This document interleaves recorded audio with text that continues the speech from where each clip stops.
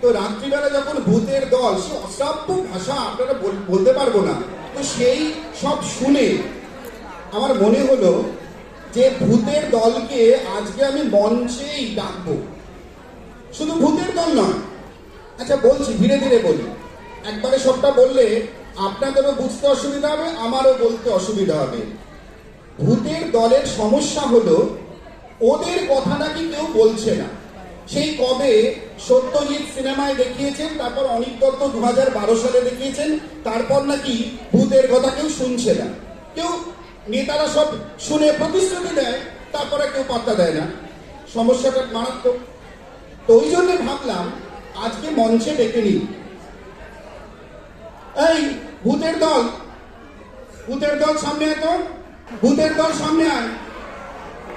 দেখতে পাচ্ছেন তো, এইগুলোই আমার বাড়ি থেকে ঝঞ্ঝট পাকিয়েছিল। আজকে কিন্তু সাংঘাতিক অবস্থা করে ছাড়বো, ওরা অনেক কিছু বলবে। আচ্ছা, এবার ভূতেরা যখন অনেক কিছু বলবে বলে রেডি হয়েছে, তাহলে আমি একটু ওদের প্রশ্নের জবাব দেওয়ার জন্য মানুষের দলকে ডাকছি। এখানে যারা উত্তর দেবে বলে রেডি, চলে আয়, চলে আয়, চলে আয়, চলে আয়, যারা যারা উত্তর দিতে চায় চলে আয়।